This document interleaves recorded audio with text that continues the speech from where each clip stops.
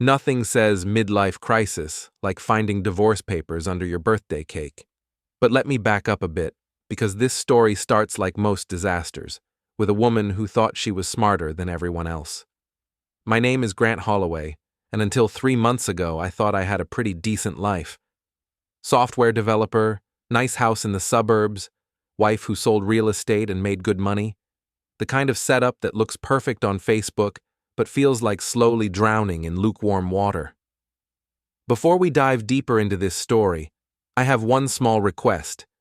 Please subscribe, drop a like, comment, and hit that hype button to boost this channel so more people can discover these incredible Reddit stories.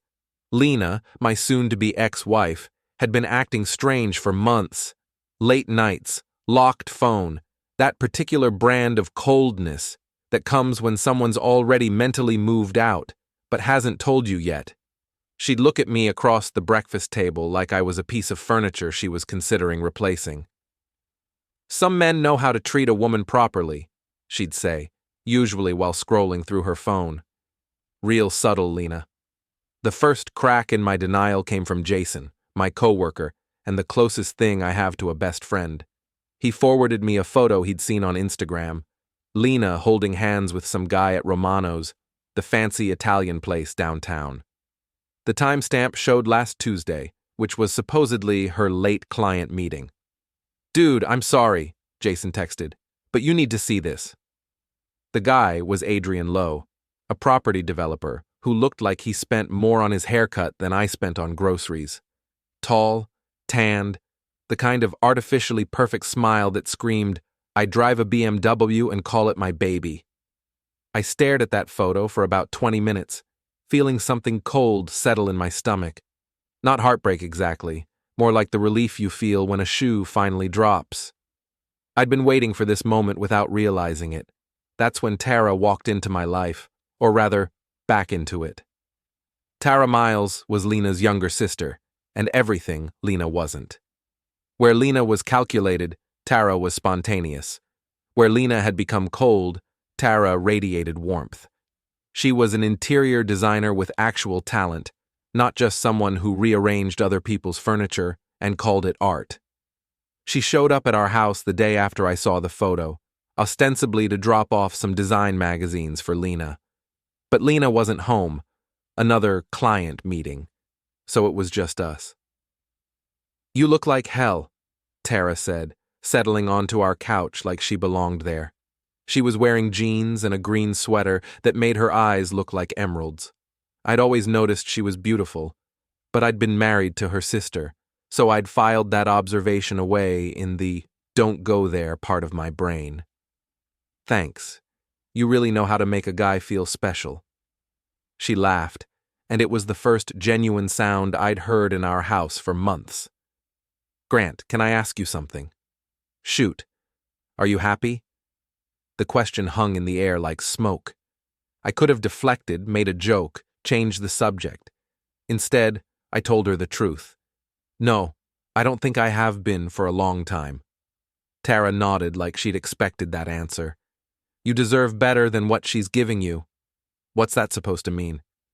"It means my sister is an idiot if she doesn't appreciate what she has." She stood up, smoothing down her jeans. "And it means you should stop letting her treat you like you're invisible." After she left, I sat in the silence of our house and realized something had shifted. For the first time in months, I felt like I had an ally.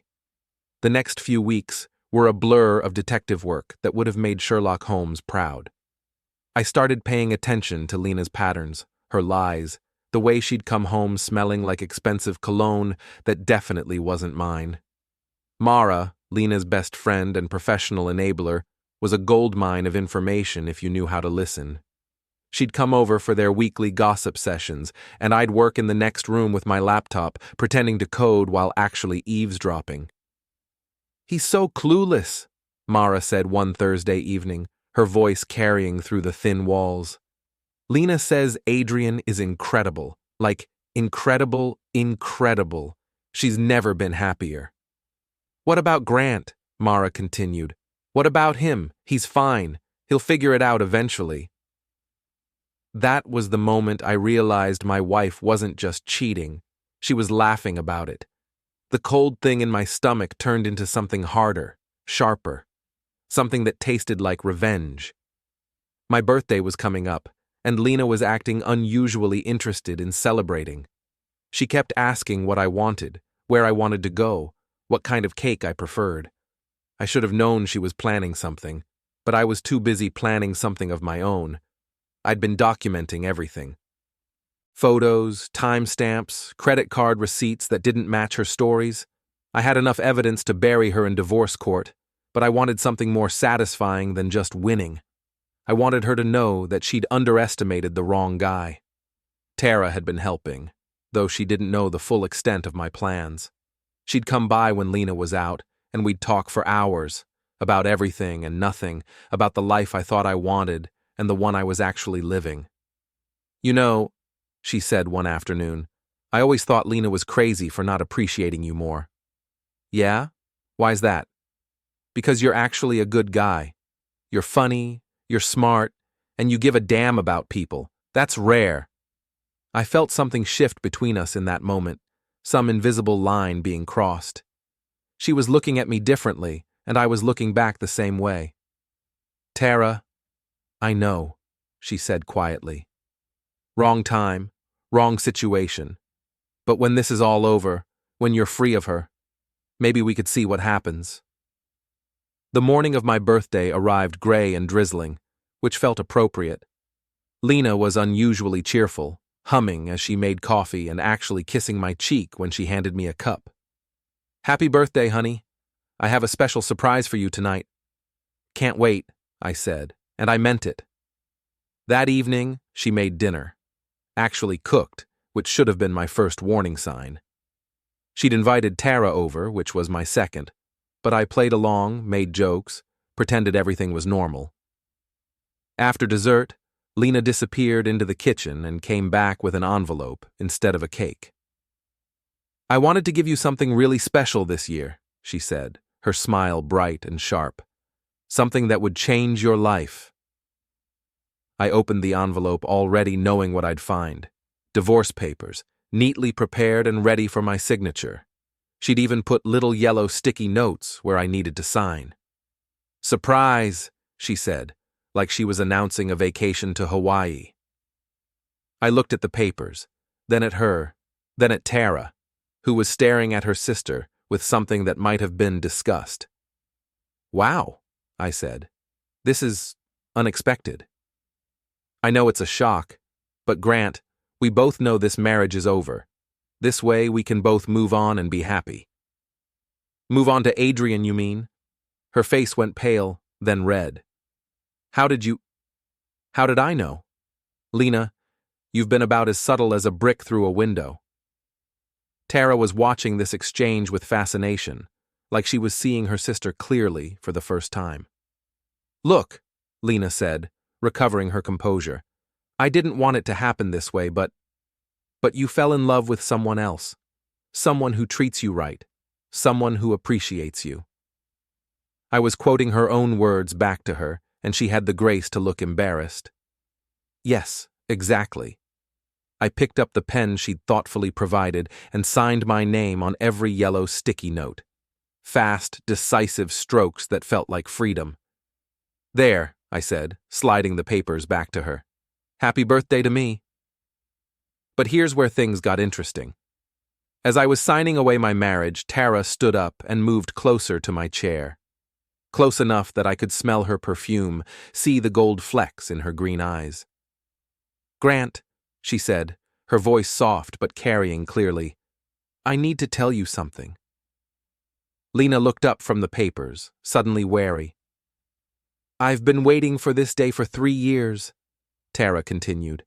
"Waiting for you to be free of her so I could finally tell you how I feel." The room went silent. Lena's mouth actually fell open. "Tara, what are you—" Lena started. "I'm in love with your husband," Tara said, not taking her eyes off me. "Ex-husband now. And I think he feels the same way." She was right. I did. and sitting there with divorce papers fresh with my signature, looking at this beautiful woman who'd been nothing but kind to me, who'd seen me when my own wife couldn't be bothered to look up from her phone, I decided to roll the dice. I stood up, took Tara's face in my hands, and kissed her. Right there in front of Lena, on my birthday, with my marriage officially over. It was the best birthday present I'd ever received. When we broke apart, Lena was staring at us like we'd just announced we were joining the circus. "You've got to be kidding me," she said. "Not even a little bit," I replied. "Thanks for the divorce papers, Lena. Best gift ever. I should have asked for them years ago." The next morning, I woke up in my own bed for the first time in months, feeling like I could actually breathe.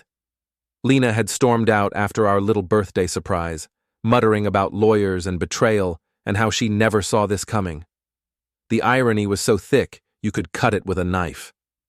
Tara had stayed until almost midnight, and we'd talked about everything, our feelings, the situation with Lena, what came next. She was smart enough to know that jumping from one relationship to another wasn't the smartest move, but she was also honest about what she wanted. "I'm not going anywhere," she'd said before leaving. "Take the time you need to process all this. I'll be here when you're ready." But first, I had some business to take care of. I'd been documenting Lena's affair for weeks, and now that the divorce was official, I had no reason to keep quiet about it. I started with something simple, a Facebook post updating my relationship status to divorced, with a caption that read, "Sometimes the best birthday gifts come in unexpected packages. Grateful for new beginnings and people who actually appreciate loyalty." Within an hour, I had 30 comments asking what happened. I let the speculation build for a day before dropping the real bomb. I'd been careful about the evidence I'd gathered. Everything was either publicly visible or information I had legitimate access to as Lena's husband. The photo Jason had sent me was already on Instagram. The credit card receipts were from our joint account. I wasn't breaking any laws, just connecting dots that were already there. The post I made on Tuesday was simple and devastating. For anyone wondering about the divorce, turns out my wife of 8 years has been having an affair with Adrian Lowe for the past 6 months. The restaurant receipts, hotel charges, and social media posts tell the whole story. Sometimes the truth really does set you free.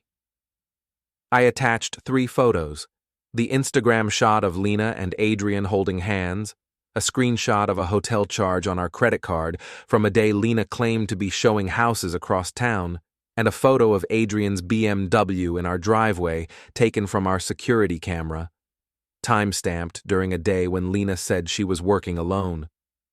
The post exploded. Within 6 hours, it had been shared 47 times.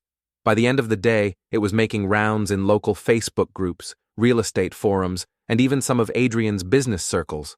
Turns out, Adrian was married too, and his wife Michelle was not pleased to learn about his extracurricular activities through social media. Lena called me that evening, screaming, "How dare you air our private business online? You've humiliated me." "I've humiliated you? That's rich, coming from someone who's been posting Instagram stories about her amazing new life for weeks. That's different." "How is it different, Lena? Because you thought I was too stupid to figure it out?" The line went quiet for a moment. Then, "Grant, please, take the post down. People are calling my office. My boss wants to see me tomorrow." Funny how consequences work, isn't it? She hung up on me. The next morning, Tara called with an update. She'd been monitoring the situation from her end, and apparently, Lena's real estate office was in full damage control mode. "Mara called me," Tara said. "She's panicking. Apparently 3 of Lena's clients saw the post and are asking to be transferred to different agents. And get this, Adrian's wife showed up at Lena's office yesterday afternoon." "No kidding? How do you know?" "Because Michelle Lowe posted about it on her own Facebook. She tagged the real estate office and everything, said she wanted to meet the woman who's been helping her husband spend their money." I had to admit, I felt a little bad for Michelle. She was an innocent victim in all this, just like I had been. But I didn't feel bad enough to regret my post. That afternoon, Jason stopped by with beer and gossip from the tech community. Apparently, word had spread to our professional circles too. "Dude, you're like a legend at work," he said, cracking open a bottle. "Everyone's talking about how you handled it. Clean, factual, no drama, just laid out the evidence and let people draw their own conclusions." "I just told the truth." "Yeah, but you told it strategically. That's the difference between revenge and justice." We were sitting on my back deck when my phone rang. Unknown number. "Grant, this is Mr. Fowler from Pinnacle Realty. I'm Lena's supervisor." I put the phone on speaker so Jason could hear. "Hi, Mr. Fowler. What can I do for you?" "I wanted to follow up on some concerns that have been brought to my attention regarding your ex-wife's conduct. The social media post you made has raised some questions about her professional behavior." "What kind of questions?" "Well, if she was using company time and resources to conduct personal affairs, that would be a violation of her employment agreement. I was wondering if you might be willing to provide some additional documentation." I looked at Jason, who was grinning like he'd won the lottery. "I'd be happy to help," I said. "I have quite a bit of documentation, actually." We scheduled a meeting for Friday. After I hung up, Jason raised his beer in a toast. "To strategic truth-telling," he said. "To consequences," I replied. That evening, Tara came over with Chinese takeout and updates from the family front. Her parents had called after seeing the Facebook post, and apparently they weren't as surprised as everyone thought they'd be. "Mom said she always thought Lena was too selfish for marriage," Tara said, unpacking containers of lo mein and sweet and sour chicken. "Dad just asked if you were okay and if there was anything they could do to help. Your parents are good people. They always liked you better than Lena anyway." She paused, chopsticks halfway to her mouth. "Grant, can I ask you something? Are you doing all this for revenge, or because it's the right thing to do?" I thought about that for a moment. Honestly, a little of both. She humiliated me for months, made me feel like I was crazy for suspecting what was right in front of my face. But also, people deserve to know the truth about who they're dealing with, professionally and personally. And what about us? What are we doing? That was the question I'd been avoiding.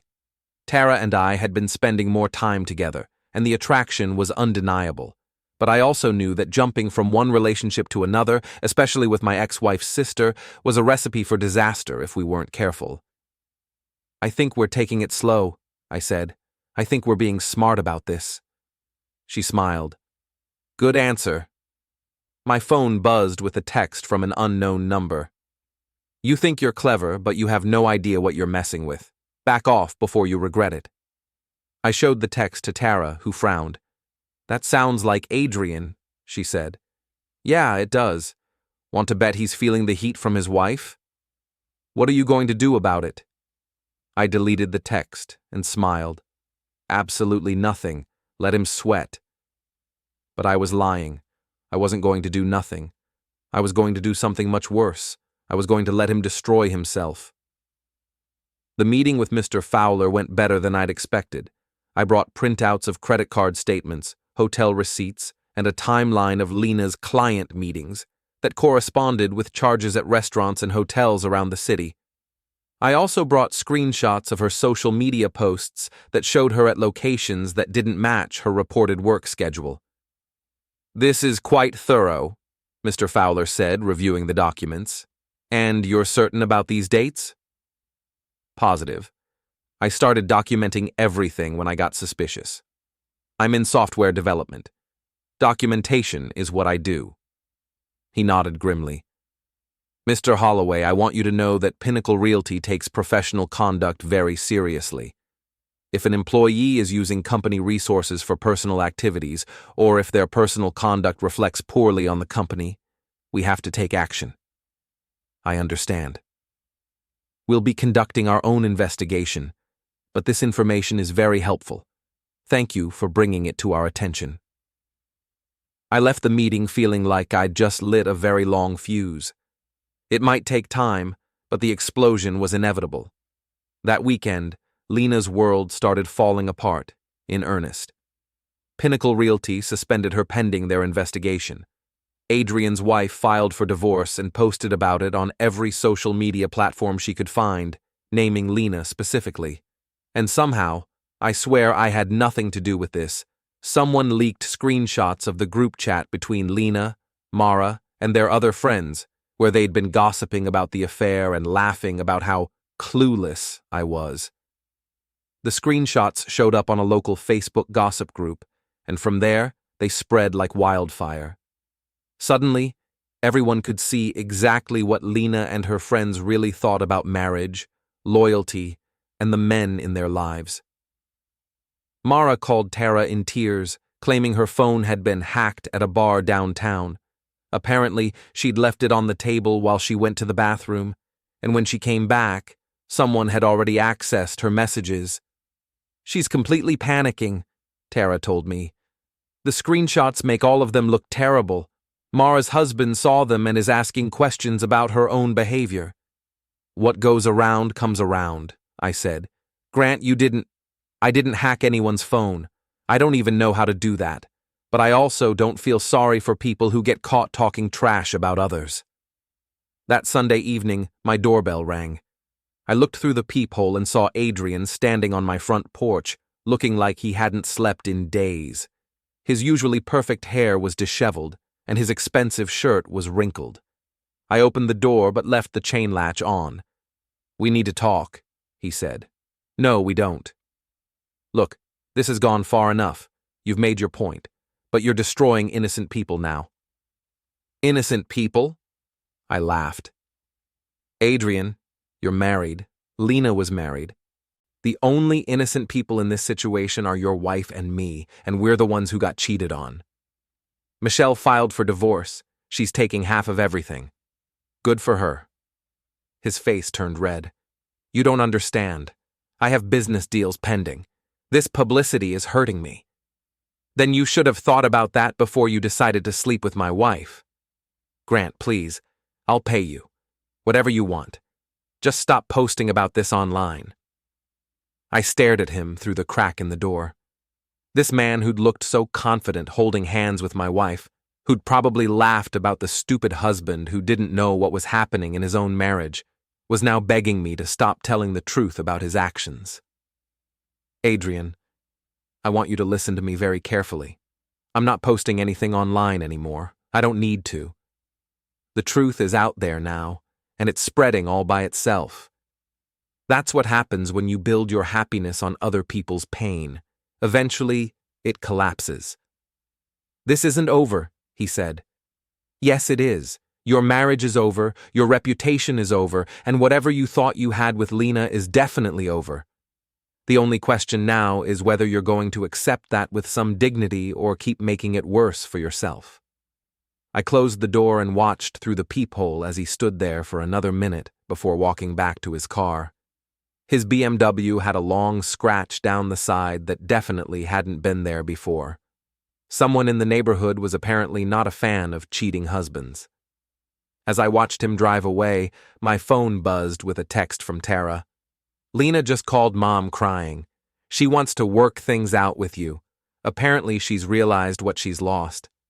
I texted back, "Too little, too late. Some bridges can't be unburned." "Good," she replied, "because I'm not sharing." For the first time in months, I went to bed that night, actually looking forward to tomorrow. Monday morning brought news that Pinnacle Realty had officially terminated Lena's employment. The local real estate community was small enough that word traveled fast, and by noon, everyone knew why she'd been fired. Her professional reputation was essentially over. I found out through Jason, who heard it from his girlfriend, who worked at a competing real estate firm. Apparently, they found evidence that she was using company resources for personal appointments, he told me over lunch.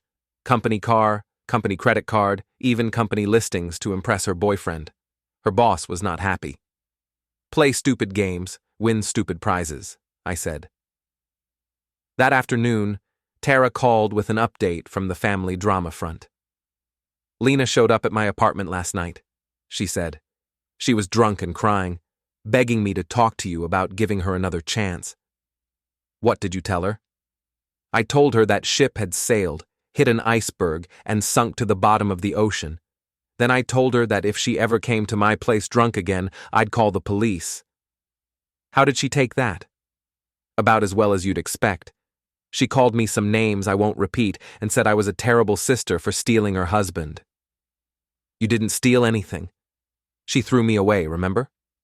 That's exactly what I told her.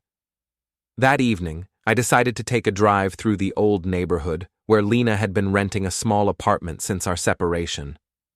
I wasn't stalking. I just wanted to see how the other half was living now that the fantasy had crashed into reality. Her car was in the parking lot of a rundown complex on the wrong side of town. The BMW that used to be parked next to it was nowhere to be seen. Apparently, Adrian had moved on to greener pastures now that the affair had cost him his marriage and his business reputation. As I was driving past, my phone rang. Lena. Grant, please, we need to talk. No, we don't. I made a mistake. A huge mistake. I know that now. But we can fix this. We can go to counseling. Start over. Lena, stop. Just stop. You didn't make a mistake. You made a choice. A series of choices, actually, over the course of months. You chose to lie to me, to cheat on me, to humiliate me, and to end our marriage. Those weren't accidents. But I love you. No, you don't. You love the security I represented. You love the idea of having a backup plan now that your first choice didn't work out. But you don't love me. She was crying now, which might have moved me a month ago. Now it just sounded like manipulation. Grant, please. I'll do anything. I'll cut off all contact with Adrian. I'll quit real estate if you want. I'll do whatever it takes. You can't quit a job you've already been fired from, I said. And there's nothing you can do to fix this. We're done, Lena. We were done the moment you decided I wasn't worth being faithful to. I hung up and blocked her number. The next few days were blissfully quiet. I focused on work, spent time with Tara, and started making plans for what my life was going to look like going forward. For the first time in years, the future felt full of possibilities instead of obligations. Then Friday happened. I was at the gym after work, running on the treadmill and minding my own business, when Adrian appeared next to me. He looked worse than he had on my doorstep. Unshaven, red eyes, clothes that looked like he'd slept in them. We need to talk, he said, matching my pace on the next treadmill. No, we don't, and I'm pretty sure you're not a member here. I paid for a day pass. To harass me? To make you understand what you've done. I slowed my treadmill to a walk, then stopped it entirely. The gym was moderately busy, with maybe 20 other people scattered around the equipment. Good. Witnesses. What I've done? Adrian, what I've done is told the truth about what you and my wife were doing behind my back. That's it. You've destroyed my life. His voice was loud enough that several people turned to look. I kept my voice calm and level. You destroyed your own life when you decided to have an affair with a married woman. I just made sure people knew about it. Michelle took everything. The house, the business, half my assets. I'm living in a hotel. Good for Michelle. She deserves better than a cheating husband. And Lena's career is ruined because of you. Lena's career is ruined because she was using company resources to facilitate her affair. That's not my fault. That's hers. He stepped closer, and I could smell alcohol on his breath. Day drinking, never a good sign. You think you're so smart, he said. You think you've won, but you have no idea what you're dealing with. What I'm dealing with is a drunk guy who's mad that his actions have consequences. Adrian, go home, sleep it off. Figure out how to rebuild your life without blaming other people for the mess you made. This isn't over. Yes, it is. That's when he shoved me.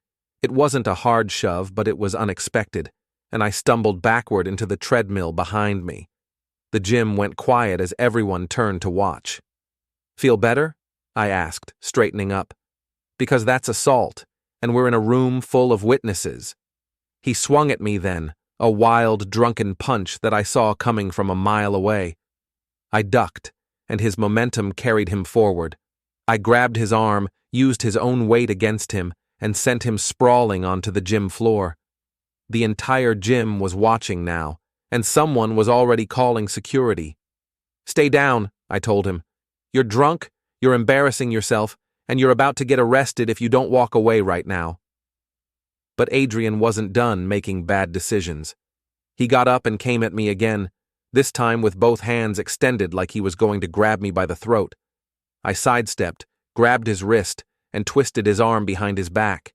It was a move I'd learned in a self-defense class years ago, and muscle memory took over. "Let me go," he yelled. "When you calm down. I'll sue you. I'll have you arrested." For defending myself against a drunk guy who attacked me in front of 20 witnesses?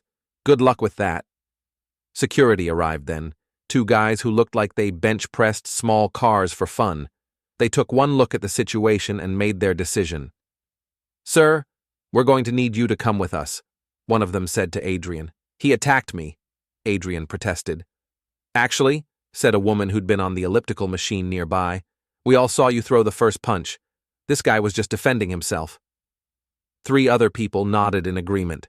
As security escorted Adrian out, he turned back to me and yelled, "This isn't over, Grant. You'll regret this." "I already regret it," I called back. "I regret that I wasted 8 years married to someone who thought you were an upgrade." The gym erupted in laughter and applause. Later that evening, Tara came over with pizza and wine to celebrate what she was calling the Great Gym Takedown of 2024. "I heard about it from 3 different people before you even called me," she said. "Apparently someone recorded the whole thing on their phone. Please tell me it's not on social media." "Oh, it's definitely on social media. But don't worry, you come off looking great. Calm, reasonable, clearly defending yourself against a drunk idiot. Adrian, on the other hand, looks exactly like what he is." We ate pizza and watched Netflix, and for the first time since this whole mess started, I felt completely relaxed. The drama was over. Lena and Adrian had both self-destructed. I was free to move on with my life, and I had an amazing woman sitting next to me who actually appreciated me. What could go wrong? As if summoned by that thought, my doorbell rang at 9:30 p.m. I looked through the peephole and saw Lena standing on my porch with Mara and 2 other women I recognized as her friends from the real estate office. They all looked like they'd been drinking. "Don't answer it," Tara said. "I have to. If I don't, they'll just keep coming back." I opened the door, but left the chain latch on. "Grant," Lena said, swaying slightly. "We need to talk." "No, we don't. Go home, Lena. You're drunk." "I'm not drunk. I'm desperate. My life is ruined because of you." "Your life is ruined because of your choices. Go home." "Let us in," Mara demanded. "We're not leaving until you fix this." "Fix what? I didn't break anything. You all did that yourselves." That's when one of the other women, I think her name was Jessica, decided to chime in. "You're a vindictive little man," she said. "Lena made one mistake, and you destroyed her entire life over it." "One mistake?" I laughed. "She had a 6-month affair. That's not one mistake. That's hundreds of individual choices to lie, cheat, and betray her marriage vows." "Everyone makes mistakes," Jessica continued. "But real men forgive." "Real men don't let themselves be doormats," I replied. "And real women don't cheat on their husbands and then blame the husbands for the consequences." Tara appeared behind me, and the dynamic shifted immediately. "Hello, sister," she said to Lena. "You." Lena pointed an unsteady finger at Tara. "This is all your fault. You turned him against me." "I didn't turn him against you. You did that all by yourself when you decided Adrian was more important than your marriage. You've wanted him since the day I married him." "You're right," Tara said calmly. "I have. But I never acted on it because he was married to you. I respected your marriage even when you didn't. You're sleeping with my husband. Ex-husband. And yes, I am. And he's happier in 2 weeks with me than he was in 2 years with you." Lena lunged forward, but the chain latch held the door. She clawed at the opening, trying to reach Tara, screaming obscenities that would have made a sailor blush. "That's enough," I said. Lena, get off my property right now, or I'm calling the police. Call them, Mara shouted. We'll tell them you're harassing Lena online. I'll tell them you're drunk and trespassing, I replied, pulling out my phone. And I'll show them the video I'm recording right now. That sobered them up quickly. Nothing shuts down a drunk confrontation like the threat of permanent evidence. This isn't over, Lena said as they retreated to their car. Yes, it is, I called after them. It's been over for months. You're just finally catching up. As they drove away, Tara slipped her arms around me from behind. Well, she said, that was dramatic. Sorry you had to see that. Are you kidding? That was better than cable TV. Did you see the look on her face when I said you were happier with me? She looked like she was going to spontaneously combust. Good. Maybe now she'll finally get the message and leave us alone. But even as I said it, I had a feeling this wasn't over. Lena had always been stubborn, and drunk Lena with a chorus of enablers was a whole different level of persistent. I was right to be worried. The harassment escalated over the next week. Lena and her friends started a coordinated campaign of petty revenge that would have been impressive if it wasn't so pathetic. They left negative reviews for my consulting business on Google and Yelp, claiming I was unprofessional and vindictive. They called my office pretending to be potential clients, then wasted hours of my time before revealing who they really were. Mara even went so far as to create fake social media profiles to send me threatening messages. But their masterpiece was the flyers. On Thursday morning, I woke up to find that someone had papered my neighborhood with homemade flyers featuring a photo of me and Tara from her Instagram account. The headline read, "Homewrecker Alert," and included a paragraph about how I had destroyed a marriage and was now corrupting an innocent woman. The flyers were taped to stop signs, mailboxes, and car windshields throughout a 6-block radius. My neighbors were not amused. Mrs. Henderson from next door called me at 7 a.m.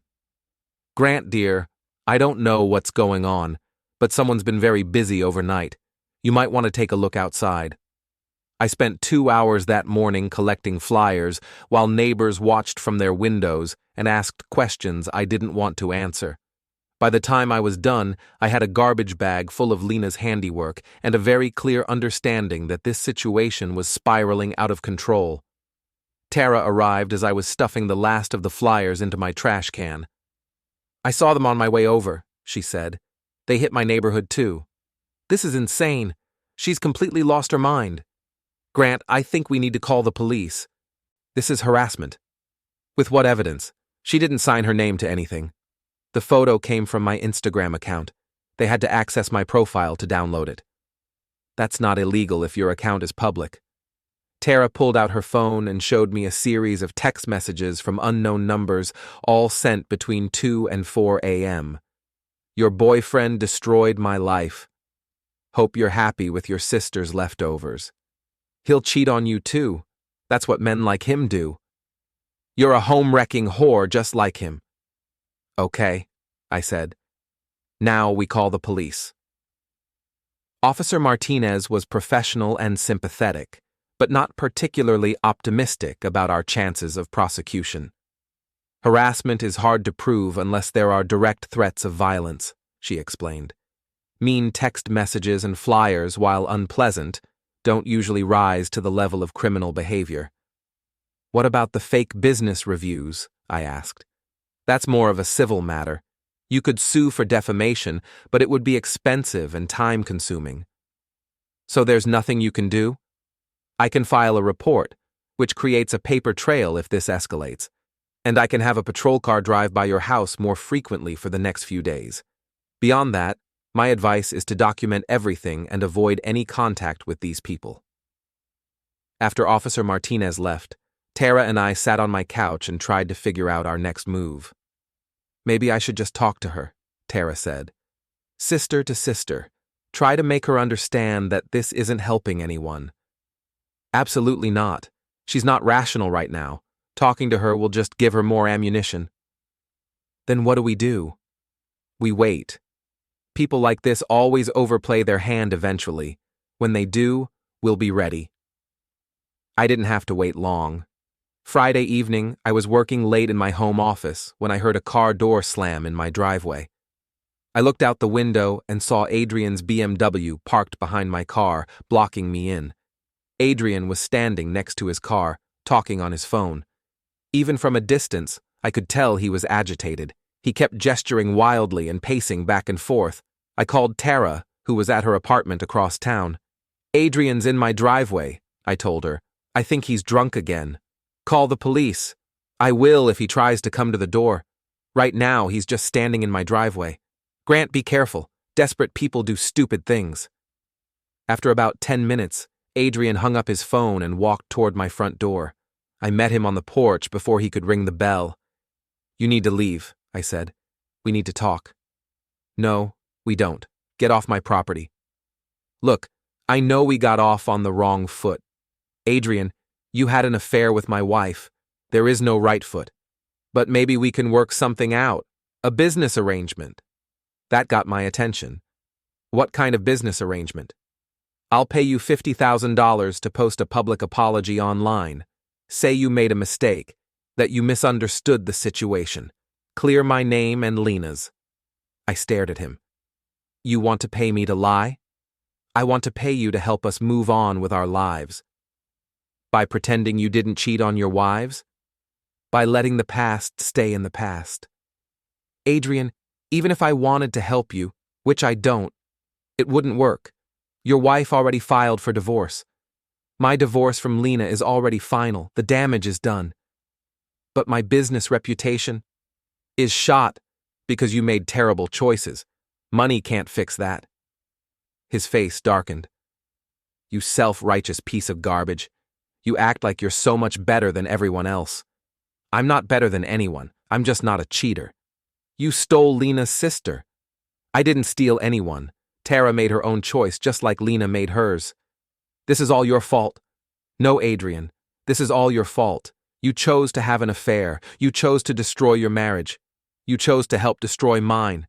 And now you're choosing to stand in my driveway drunk at 9 o'clock on a Friday night, trying to blame me for the consequences of your actions."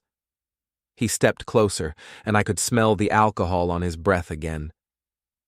"You think you've won," he said, "but you haven't. Not yet." "What's that supposed to mean?" "It means I know things about you, things Lena told me, things that could ruin your little software business if they got out." "Such as?" "Such as the fact that you've been skimming money from client accounts." I laughed. "That's the best you can do? A completely fabricated accusation that any basic audit would disprove in 5 minutes? People don't need proof. They just need suspicion." "Adrian, you're embarrassing yourself. Go home. Sleep it off. Figure out how to rebuild your life without trying to destroy mine." "I'm not done with you." "Yes, you are." That's when he made his second mistake of the week. He shoved me again, harder this time, and I stumbled backward into my front door. But this time, I was ready for him. When he came at me again, I sidestepped and let his momentum carry him past me. He tripped over my porch steps and went sprawling onto the walkway, skinning his hands and tearing his expensive shirt. "Stay down," I told him. "I've already called the police." It was a lie, but he didn't know that. "You'll regret this," he said, struggling to get up. "The only thing I regret is that it took me so long to figure out what kind of people you and Lena really are." He got to his feet, brushed off his torn shirt, and walked back to his car. As he was getting in, he turned back to me. "This isn't over, Grant." "Yes, it is." But even as I watched him drive away, I knew he was probably right. People like Adrian and Lena don't give up easily. They keep pushing until something breaks. I just had to make sure it wasn't me. Saturday morning brought the final act of this ridiculous drama. I woke up to the sound of someone pounding on my front door. Not knocking, pounding. Like they were trying to break it down. I looked through the peephole and saw Lena standing on my porch with Mara, Jessica, and 2 other women I didn't recognize. They all looked like they'd been up all night, and not in a good way. "Grant!" Lena screamed. Open this door right now! I called 911. 911, what's your emergency? This is Grant Holloway. I have 5 intoxicated people on my property who are refusing to leave and threatening me. I need police assistance. Are you in immediate danger? I don't know. They're pounding on my door and screaming threats. Officers are on the way. Stay inside and don't engage with them. But Lena wasn't done. I know you're in there, she yelled. You ruined my life. You destroyed everything I worked for. You did that yourself, I called back through the door. Open this door and face me like a man. Go home, Lena. The police are coming. That's when Mara decided to escalate things. We're not leaving until you fix this, she screamed. You owe her an apology. I don't owe her anything. One of the women I didn't recognize started kicking my door. Ladies, stop, I yelled. You're going to get arrested. Good, Lena screamed back. At least then everyone will know what you did to me. That's when I heard the sirens. 2 police cars pulled up to my house, and 4 officers got out. I watched through the peephole as they approached the group of women on my porch. Ladies, we need you to step away from the door, one officer said. He's harassing my friend, Mara protested. Ma'am, you're on his property. He's not harassing anyone. He destroyed her life. That's not a police matter. Please step away from the door. I opened the door when the officers gestured for me to come out. Mr. Holloway, you called about a disturbance? Yes, sir. These women have been harassing me and my girlfriend for weeks. Tonight they showed up drunk and started pounding on my door and making threats. Lena tried to interrupt. Officer, Ma'am, please don't speak unless I ask you a direct question. The lead officer turned back to me.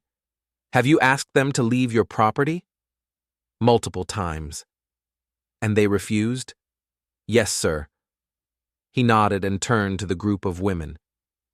Ladies, you're trespassing on private property. I need you to leave immediately. But Jessica started. Ma'am, I'm not going to ask again. Leave now or you'll be arrested for trespassing. As the women reluctantly walked toward their car, Lena turned back to me one last time. This isn't over, Grant. Yes, I said. It is. And it was. The police report created the paper trail Officer Martinez had mentioned, and the combination of documented harassment, trespassing, and public disturbance was enough to convince both Lena and Adrian that continuing their campaign against me would only make things worse for them. Lena moved to another state to live with a cousin and try to rebuild her career. Adrian's business collapsed, and he ended up taking a job with a construction company in another city. Mara's husband filed for divorce after seeing the police report and realizing what kind of person he was married to. As for me, I got exactly what I wanted: justice, peace, and a chance to start over with someone who actually appreciated me. Tara and I took things slow, but we took them together. 6 months later, she moved in. A year after that, I proposed. She said yes before I even finished asking the question. We got married in a small ceremony with just our families and close friends. Lena wasn't invited, obviously, but she sent a card anyway. It said congratulations on the front and was signed sorry for everything on the inside. I threw it away without showing it to Tara. Some apologies are too little, too late. On our wedding night, as we were dancing to our first song as husband and wife, Tara looked up at me and smiled. Any regrets? She asked. Just one, I said. What's that? I regret that it took me so long to realize I deserved better. She kissed me then, in front of our friends and family, and I realized that sometimes the best revenge isn't getting even, it's getting happy.